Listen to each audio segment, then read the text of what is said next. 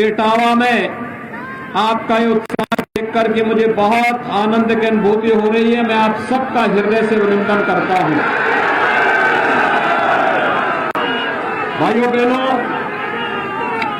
इटावा का अपना पौराणिक और ऐतिहासिक महत्व है। भाइयों बहनों, इटावा का काली वाहन मंदिर में मां काली प्रतिष्ठित है। मैं काली मां की इस पावन धरा को कोटि कोटि नमन करते हुए यहां के क्रांतिकारियों ने देश की आजादी के लिए जो योगदान दिया, उन सबको भी नमन करते हुए आप सबका अभिनंदन करता हूं। भाइयों बहनों, इटावा को एक बार फिर से उसका गौरव प्रदान करने के लिए भारतीय जनता पार्टी की डबल इंजन की सरकार लगातार कार्य कर रही है और उसी श्रृंखला का परिणाम है कि यहां पर जब रामशंकर जी ने, सरिता भदौरिया जी ने और यहां पर सावित्री कठेरिया और इन सभी हमारे जनप्रतिनिधियों ने जब प्रयास किया, आज हम लोग यहां पे पंचनद की परियोजना को भी साकार रूप प्रदान करने के सामने आगे बढ़ रहे हैं। और इसीलिए मैं आप सबका आह्वान करने के लिए आया हूं कि भाइयों बहनों, कोरोना कालखंड में भी मैं इस क्षेत्र में आया था और 5 इन क्षेत्रों में आकर के मैंने उस समय आपके इस क्षेत्र का दौरा किया था जब कोरोना महामारी से तमाम लोग परेशान थे।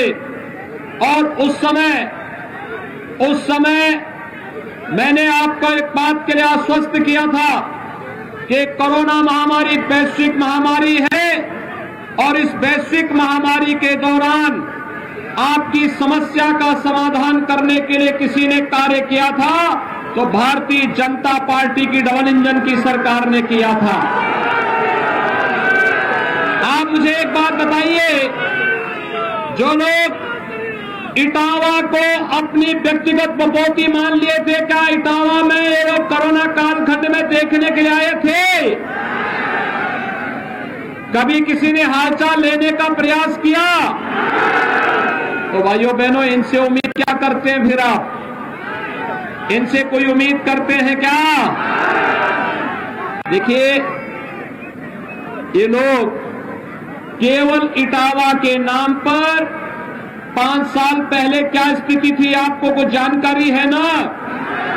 भाइयों बहनों, 5 साल पहले बेटियां सुरक्षित नहीं थी, व्यापारी सुरक्षित नहीं था, सरेआम बमबाजी होती थी, गुंडा टैक्स वसूली होता था, अराजकता चरम पर थी और केवल एक खानदान की ही सब कुछ बपौती बन करके रह गई थी।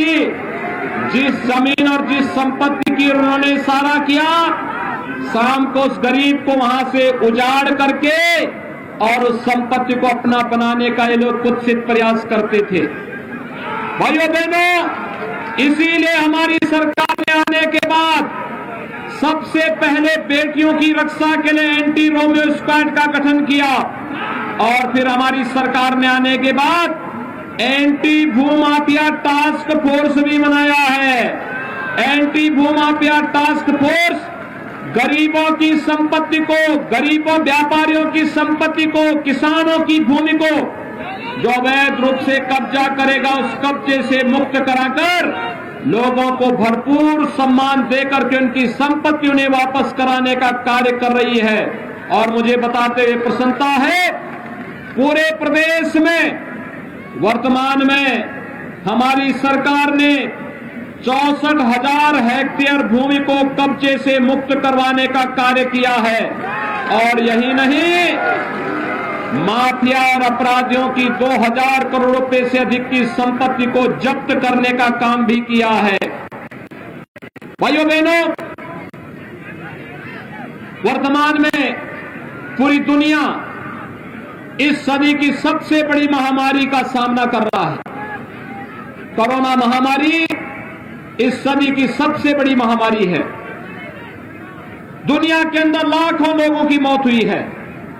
लेकिन भारत के अंदर यशस्वी प्रधानमंत्री मोदी जी के नेतृत्व में जीवन और जीविका दोनों को बचाने का उत्तम कार्य हुआ है। जीवन को बचाने के लिए फ्री में टेस्ट, फ्री में उपचार, फ्री में वैक्सीन। कितने लोगों ने वैक्सीन ले ली है? यहां पे वैक्सीन लेने वाले इटावा में भी 100% लोग हैं। अभिनंदन आपका। लेकिन भाइयों बहनों, जो लोग वैक्सीन के बारे में दुष्प्रचार कर रहे थे उनका क्या होगा? ये वैक्सीन ने कोरोना से बचाया है ना? तो फिर जो आपके संकट का साथी है वह आपका सच्चा साथी है, शेष तो अवसरवादी हैं।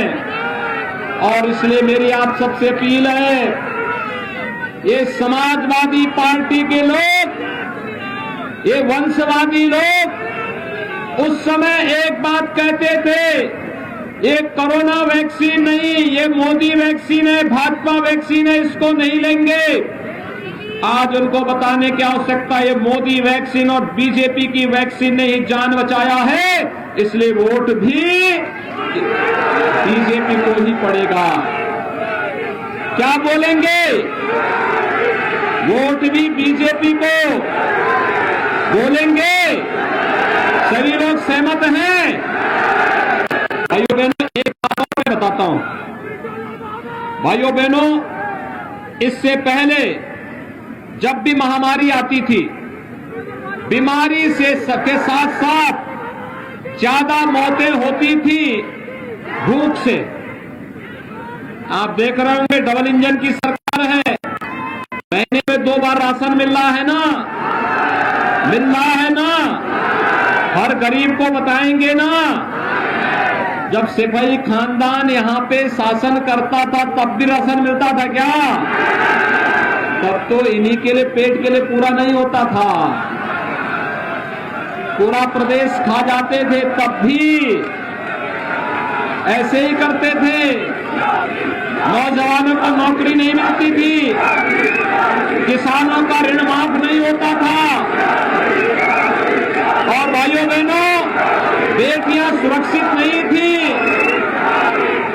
व्यापारियों के ऊपर बमबाजी होती थी। अब तो प्रदेश के अंदर कर्फ्यू नहीं लगता है, अब तो कांवड़ यात्रा निकलती है, धूम धड़ाके के साथ कांवड़ यात्रा। और भाइयों बहनों, यही नहीं, अब कांवड़ यात्रा के साथ साथ पहले 2017 के पहले व्यापारियों पर, किसानों पर बमबाजी होती थी, अब तो कांवड़ यात्री निकलता है, हर हर बम बम का नारा लगाते हुए निकलता है। बम मारने वाले चले गए अब दूसरे लोग की यात्रा में। आज प्रदेश में अपराध नहीं, बेटियां सुरक्षित हैं। कोरोना भी प्रदेश के अंदर कर्फ्यू नहीं लगा पा रहा है, क्योंकि सरकार आपके साथ खड़ी है। भाइयों बहनों, मैंने कोरोना कालखंड में 2 बार इटावा का दौरा किया था, और मैं धन्यवाद दूंगा, उस समय भी आपके सांसद रामशंकर कठेरिया जी और आपकी विधायक यहां पर श्रीमती सरिता भदौरिया जी पूरी मजबूती के साथ जनता की जान को बचाने के लिए पूरी ताकत लगाए थे। उनके साथ उस समय विधायक भरतना सावित्री कठेरिया भी बेचारी मेहनत कर रही थी। पूरी मेहनत के साथ उन्होंने जनता जनार्दन की सेवा की, और जनता जनार्दन की सेवा करने के साथ अपनी जनता को फ्री में उस समय वैक्सीन दिलाना, फ्री में उपचार कराना, कैंटीन चलाने का काम भी इन्होंने किया था। पहली विधायक थी जो फ्री में जनता के लिए कैंटीन चला रही थी। और तब मैंने प्रदेश के अन्य विधायकों से भी कहा था कि जैसे इटावा में वहां की विधायक सरिता भदौरिया कैंटीन चला रही गरीबों के लिए, वैसे ही आप भी चलाइए। और पूरे प्रदेश के अंदर भारतीय जनता पार्टी के विधायक कैंटीन चला रहे थे। भाइयों बहनों, विधायक हो तो ऐसा हो जो दिन रात कार्य कर सके, वीरांगना की तरह आपके लिए लड़ सके, आपके हितों के लिए कार्य कर सके। आप पे संकट आता है, मुझे बताइए, संकट आता है, ये चाचा भतीजे कहीं दिखाई देते हैं क्या? संकट आता है तो ये सिपाही खानदान जो महाभारत के सभी रिश्तों को पाला हुआ है, क्या कहीं दिखाई देता है क्या? इनका तो नारा है कि सबका साथ, लेकिन सिपाही खानदान का ही विकास, बाकी इसके बाहर किसी का विकास नहीं करते। अभी मैं सिरसागंज से आ रहा हूं, श्री हरिओम यादव हमारे प्रत्याशी हैं। वे कह रहे थे चूंकि मैंने सिपाही खानदान के सामने मैं नतमस्तक नहीं हुआ, मैंने उनके अन्याय का विरोध किया, तो उन्होंने मेरा भी टिकट काटने का कुत्सित प्रयास किया। मैंने कहा इससे तुम लोग राम विरोधी हो, कृष्ण विरोधी हो, तुम्हारे साथ तो रहना ही अपने जीवन को बेकार करना है। मैं तो भारतीय जनता पार्टी के साथ चला और वह भारतीय जनता पार्टी के प्रत्याशी के रूप में सिरसागंज से चुनाव लड़ रहे हैं। और भाइयों बहनों, आप सोचिए, देखिए ना, आप देख लीजिए ना क्या स्थिति है वर्तमान में।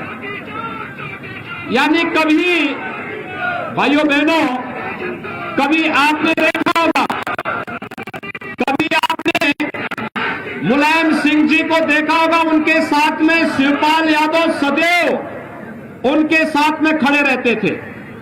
लेकिन आज उस शिवपाल यादव जो प्रदेश का नेता था, उस बेचारी की क्या दुर्गति कर दी है, क्या दुर्गति कर दी है। और पूरी योजना समाजवादी पार्टी ने बना दी है। लेकिन हम तय कर सकते हैं, जसवंत नगर से विवेक साक्य ही विधायक बनेंगे, यह तय हो चुका है।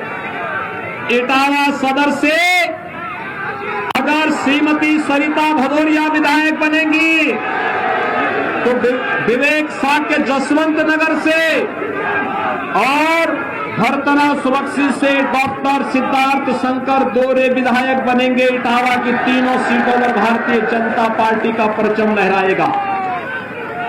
भाइयों बहनों, मैं आपसे पूछना चाहता हूं, 5 साल पहले जो गुंडागिर्दी इटावा में थी, इन 5 सालों में भी किसी ने गुंडागिर्दी करने का दुस्साहस किया है क्या? बेटियां 5 साल पहले सुरक्षित थी, इन 5 वर्षों में तो हर बेटी सुरक्षित है, हर व्यापारी सुरक्षित है,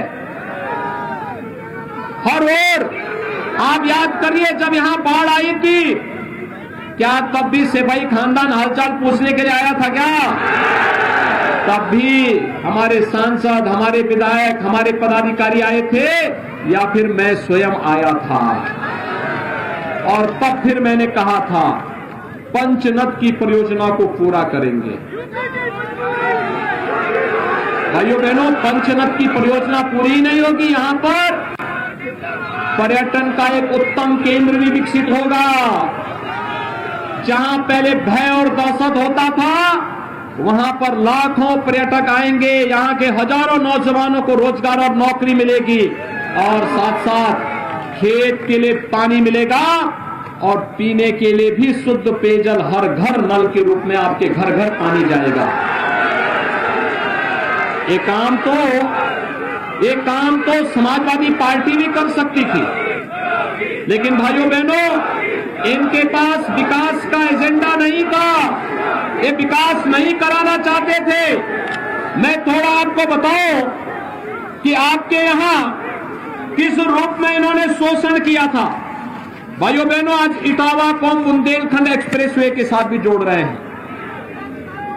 बुंदेलखंड एक्सप्रेसवे से जुड़ने का मतलब, अगर इटावा से आपको चित्रकूट जाना है तो भाइयों बहनों मात्र 2 घंटे की दूरी में आपको चित्रकूट की यात्रा पूरी हो जाएगी। यही नहीं, डिफेंस कॉरिडोर का लाभ भी आपको प्राप्त होगा। समाजवादी पार्टी की सरकार यहां के युवाओं के जीवन के साथ खिलवाड़ करके उनके हाथों में तमंचा पकड़ाती थी। और हमारी सरकार इन नौजवानों को पुलिस और सेना में भर्ती करके जब डिफेंस कॉरिडोर में तोप बनेगी तो यही का जवान उस तोप पर बैठ करके जाएगा, भारत की सीमाओं पर जाकर के भारत की सीमाओं की रक्षा करेगा। भाइयों बहनों, आप सोचिए, समाजवादी पार्टी की जब सरकार आई थी तो समाजवादी पार्टी की सरकार ने पहला काम क्या किया था? आतंकवादियों के मुकदमों को वापस लिया था। और भारतीय जनता पार्टी की सरकार आई, क्या किया? किसानों का ऋण माफी। आपके इटावा जनपद के 43,000 से अधिक किसानों का ऋण माफ हुआ था, 43,000 से अधिक किसानों का। और भाइयों बहनों, प्रधानमंत्री किसान सम्मान निधि में 2.5 लाख किसान 6,000 रुपए सालाना, प्रधानमंत्री किसान सम्मान निधि में 6,000 रुपए सालाना यहां प्राप्त कर रहे हैं। आज भाइयों बहनों, मुझे आप सबको बताते हुए कि अकेले इटावा जनपद में प्रधानमंत्री आवास योजना के माध्यम से भाइयों बहनों 11,000 परिवारों को एक मकान मिला है। 11,000 परिवारों को एक आवास मिला है। और यही नहीं भाइयों बहनों, इटावा जनपद में 11 लाख से अधिक लोगों को कोरोना कालखंड में महीने में 2 बार फ्री में राशन की सुविधा का लाभ आज भी प्राप्त हो रहा है। हम तो इटावा जनपद के हर नौजवान को स्मार्टफोन और टैबलेट दे रहे हैं। भाइयों बहनों, 200 से अधिक नौजवानों को हम यहां दे चुके हैं। हमने तय किया है प्रदेश के 1 करोड़ यूथ को टैबलेट और स्मार्टफोन उपलब्ध कराएंगे। टैबलेट और स्मार्टफोन समाजवादी पार्टी नहीं चाहती कि युवाओं को ये मिले, और इसीलिए उन्होंने चुनाव आयोग को कंप्लेंट की है। कंप्लेंट इस बात की है कि ये नहीं मिलना चाहिए, और हमारी सरकार ने तय किया है अभी हम 1 करोड़ दे रहे हैं। और भाइयों बहनों, 10 मार्च को सरकार बनने दीजिए, प्रदेश के 2 करोड़ युवाओं को टैबलेट और स्मार्टफोन देने का कार्य डबल इंजन की सरकार करेगी। भाइयों बहनों, समाजवादी पार्टी की सरकार ने वृद्धजनों की पेंशन बंद कर दी थी, विधवा महिलाओं की पेंशन बंद कर दी थी, दिव्यांगजनों की पेंशन बंद कर दी थी। और आज प्रदेश के अंदर 1 करोड़ वृद्धजनों को, विधवा महिलाओं को, दिव्यांगजनों को 12,000 रुपए पेंशन की सुविधा हम दे रहे हैं। और अगर मैं इटावा की बात करूं तो भाइयों बहनों, 11,300 से अधिक दिव्यांगजनों को, 62,600 से अधिक विधवा महिलाओं को और 39,200 से अधिक वृद्धजनों को हम लोग 12,000 रुपए सालाना पेंशन की सुविधा अकेले इटावा जनपद में उपलब्ध करवा रहे हैं। भाइयों बहनों, एक और गांव का विकास करने वाली, किसानों के अंदर खुशहाली लाने वाली, नौजवानों को रोजगार देने वाली, हर एक चेहरे पर खुशहाली ला करके प्रत्येक को सुरक्षा प्रदान करने वाली भारतीय जनता पार्टी की डबल इंजन की सरकार है। और दूसरी तरफ केवल अपने विकास पर ध्यान देने वाले ये परिवारवादी, वंशवादी सिपाही खानदान है, जो भाइयों बहनों किसी का विकास नहीं होने देता है, जिन्होंने गुंडागिरी दी, अराजकता दी, अव्यवस्था फैलाई। और आज मैं आप सबसे अपील करने के लिए आया हूं, भाइयों बहनों, आज उत्तर प्रदेश की जो पहचान सुरक्षा की बनी है, गरीब कल्याणकारी योजनाओं की बनी है, विकास की योजनाओं में उत्तर प्रदेश नित नए प्रतिमान स्थापित कर रहा है। उत्तर प्रदेश आज देश की नंबर 1 अर्थव्यवस्था बनने की ओर अग्रसर है। इस पर आप सभी लोगों का आशीर्वाद एक बार फिर से भारतीय जनता पार्टी के लिए आवश्यक है। और भाइयों बहनों, अगर इटावा के तीनों सीटें भारतीय जनता पार्टी जीतती है तो मान करके चले कि पूरे प्रदेश में भारतीय जनता पार्टी पहले 2 चरण के चुनाव में प्रचंड बहुमत के साथ सरकार बनाने की ओर अग्रसर है। हर व्यक्ति कह सकता है। और भाइयों बहनों, अगर इटावा सदर, भरतना और जसवंत नगर इन तीनों सीटों पर भारतीय जनता पार्टी के प्रत्याशी चुनाव जीतते हैं तो मान करके चलिए कि 325 सीट भारतीय जनता पार्टी पूरे प्रदेश के अंदर चुनाव जीत जाएगी। 325 का मतलब एक मजबूत सरकार। और आप मजबूत सरकार प्रदेश के अंदर चाहते हैं ना सभी लोग। सरिता जी को, विवेक साक्य को और डॉक्टर सिद्धार्थ शंकर दोहरे को भारी बहुमत से विजयी बना के भेजेंगे। दोनों हाथ ला करके बोलो मुझे, जहां तक मेरी आवाज जा रही है दोनों हाथ ला करके बोलो भारत माता की, भारत माता की, भारत माता की। आइए सर।